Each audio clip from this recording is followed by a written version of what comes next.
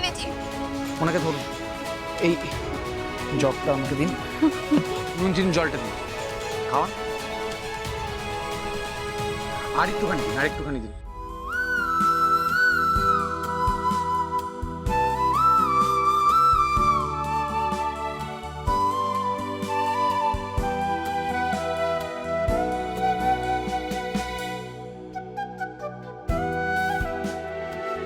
একটা মানুষের জীবন মরণের প্রশ্ন, আর তুমি বলছো তোমাকে তাড়াতাড়ি ছাড়তে হবে। চল গাড়িতে ওঠ, ওঠ গাড়িতে। Come on, come on, move fast, move fast. ও বাবা, ও বাবা।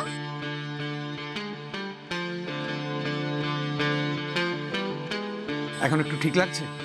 বাবাকে শুয়ে রাখবেন না, বসিয়ে রাখবেন। আর এখান থেকে হসপিটাল কতটা দূর? ওনাকে একবার নিয়ে যাওয়ার প্রয়োজন আছে। আমি যতটা ট্রিটমেন্ট করার করে দিয়েছি, তার একটু অবজারভেশনে রাখা দরকার আছে। কিন্তু এখান থেকে তো হসপিটাল প্রায় 45 মিনিট দূরে, ওনাকে নিয়ে যাবে কি করে? কিন্তু একবার তো এখন নিয়ে গেলে খুব ভালো হয়। আপনি দেখুন না একবার। কিরে পাপিয়া, কি হয়েছে তোর বাবার? কাকা, তোমরা একদম সঠিক সময় এসছো গো। বাবাকে হাসপাতালে নিয়ে যেতে হবে, তোমরা পারবে? হ্যাঁ পারবো পারবো নিশ্চয়ই পারবো। দাঁড়া, দাঁড়া। পারবো দাঁড়া দাঁড়া দাঁড়া। কি হয়েছে কি হয়েছে?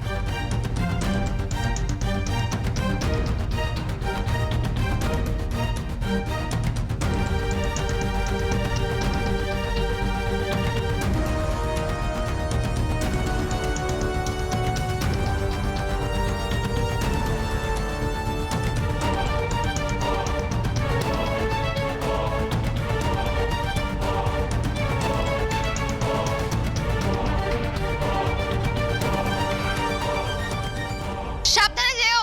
আচ্ছা হ্যাঁ হ্যাঁ ঠিক আছে।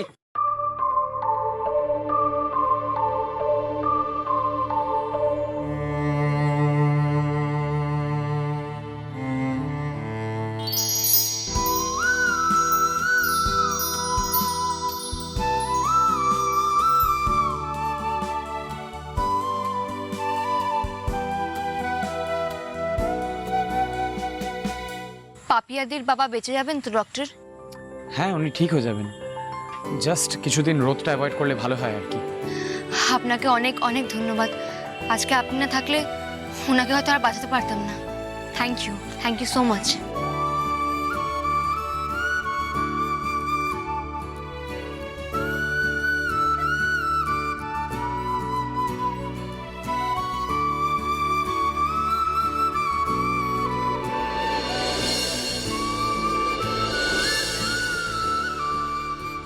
এবার এগোই। হ্যাঁ হ্যাঁ চলুন। তুই চোখে ভিড় করে থাক, খোলা স্বপ্ন রাহাত ছুঁয়ে থাক, ঘর পাক ভোলা যত্ন রায়, পৃথিবীর যত রং সব মাখবো মনে। মন থামে না, মানে না সে অল্পতে, কেউ জানে না কি হবে শেষে গল্পটি।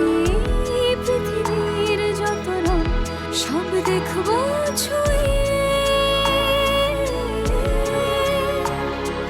পথ জানে পথের হদিশ পার খোঁজে, একলা নদী সব আলো ঠিক জানিয়ে ঘরে ফিরবে জানিয়ে। একটু দাঁড়ান, এক সেকেন্ড।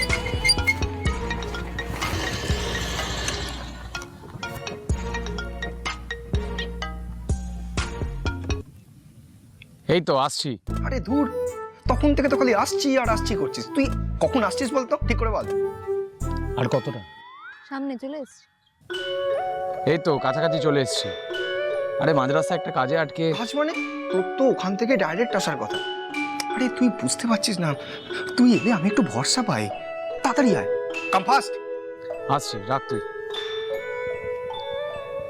চলো।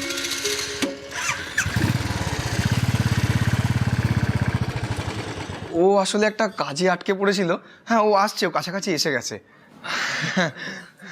আয় মা আয়।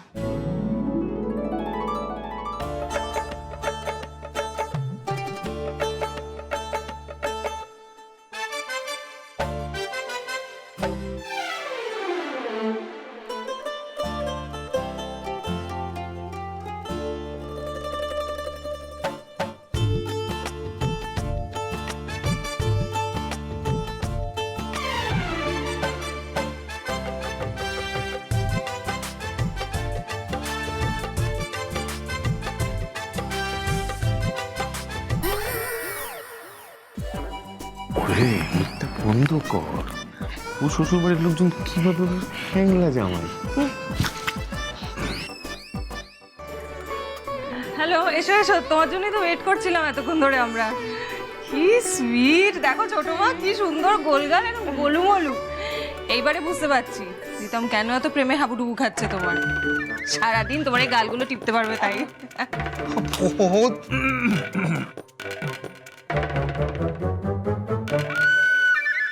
দাঁড়িয়ে আছো কেন? এসো আমার কাছে বসবে। হ্যাঁ হ্যাঁ, এসো আমার কাছে বসো। বসো।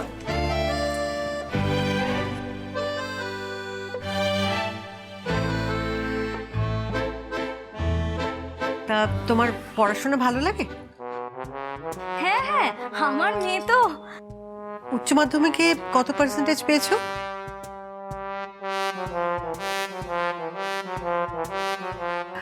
এরপর আর পড়ার ইচ্ছে নেই? এই রে হয়ে গেল। ও দিদি ভাই, এটা কি তুমি তোমার স্কুলের ছাত্রীর ভর্তির পরীক্ষা নিচ্ছ নাকি তুমি তো ছেলের বউ দেখতে এসছো? কিছু মনে করবেন না, দিদি ভাইয়ের না একটু পড়াশোনার বাতিক আছে। সংসার স্কুলটা হলো কঠিন ঠাই দিদি ভাই, বুঝলে? এখানে উচ্চ মাধ্যমিকে কত পার্সেন্টেজ পেলো সেই দিয়ে নম্বর মিলবে না। তুমি তো আমার সঙ্গে থেকে সংসারের কাজকর্ম করবে, তো আমি সব তোমায় শিখিয়ে দেব। সংসারের কাজকর্ম? হ্যাঁ, কেন করনি বুঝি? এখনো কিছু শেখাননি দিদি? এখনো জল গড়িয়ে খেতে গেলে মাই বোধহয় জলটা গড়িয়ে দেয়, তাই না?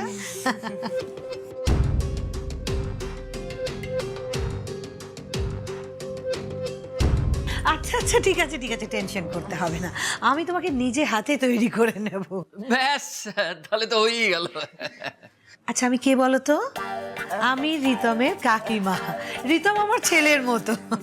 আমার ছেলে দুর্জয়, ডাক্তার, বড় ডাক্তার। এই শুক্লা, ও চলে আসবে, এক্ষুনি চলে আসবে।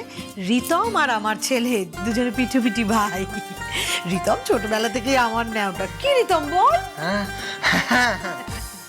রিতমের পছন্দ অপছন্দ আমার সব জানা, বলতে ওর মায়ের থেকে বেশি আমি জানি।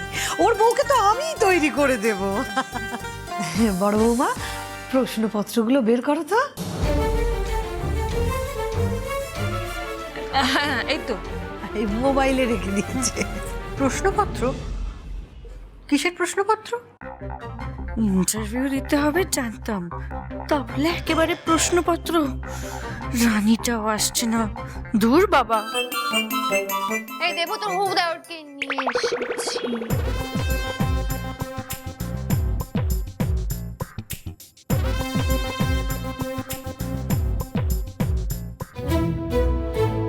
ইস, সবাই এখানেই বসে।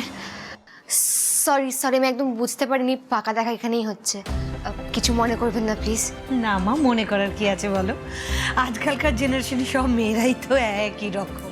এই যে দেবযানী, কি মিষ্টি একটা মেয়ে, কিন্তু বড়দের পায়ে হাত দিয়ে যে প্রণাম করতে হয় সেই সহবোধ শিক্ষাটুকু আর নেই।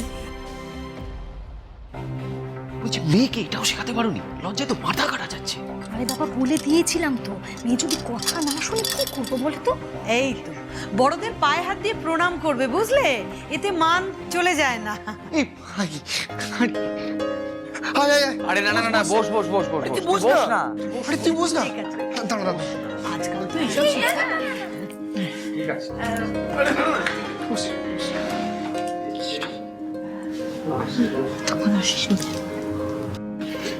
বুঝ। হ্যাঁ রে জয়, তোরা তো দেরি হলো, কোথায় আটকে গেছিলিস? ওই একটা পেশেন্ট দেখতে। পেশেন্ট?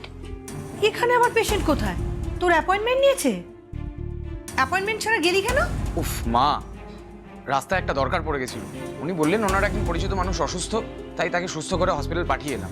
মানে যে কেউ বলবে তুই চলে যাবি? এই মেয়ে, তুমি কে আমি জানি না, তুমি আমার ছেলেকে হুট করে নিয়ে গেলে ওই রোগী দেখাতে? তুমি জানো ও কত ফেমাস? আমার ছেলের অ্যাপয়েন্টমেন্ট নিতে গেলে লাইন দিতে হয়। ওর ফিস জানো কত? ওই রোগী ওর ফিস দিতে পারবে? না, জানি না, তবে এটুকুই জানি যে উনি একজন ডাক্তার।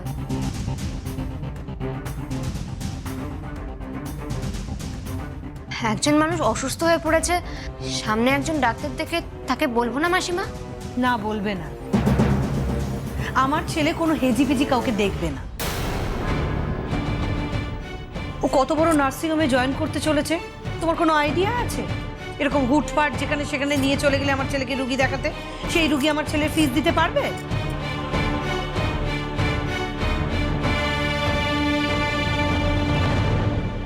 আহা, কি হচ্ছে শুক্লা?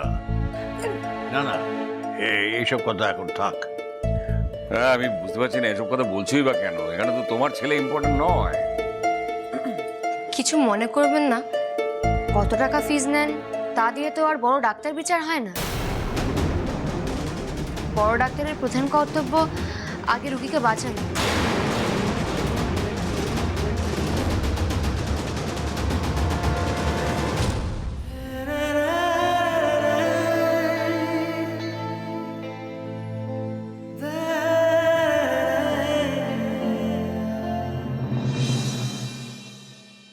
তোমার মাথাটা আরো ভালো করে বশ করতে হবে। ওর বুদ্ধিতেই চলো বুঝি তুমি? না মাসিমা, আমার বুদ্ধিতে চললে তো এই বয়সে বিয়েটাই করতো না। বিয়ে না করে অনেক কিছুই করতে পারতো। আমার কথা মতো চললে তো আগে পড়াশোনা করতো, নিজের পায়ে দাঁড়াতো, তারপর বাহ, এই মেয়ের মুখে তো খই ফুটছে। আহ মা, ছাড়ো না এসব। সব শেষদা ভাই আর ও মিলে বুঝে নেবে। ওরা একে অপরকে পছন্দ করে, তোমরা বিয়ে দেবে, মিটে গেল ব্যাস।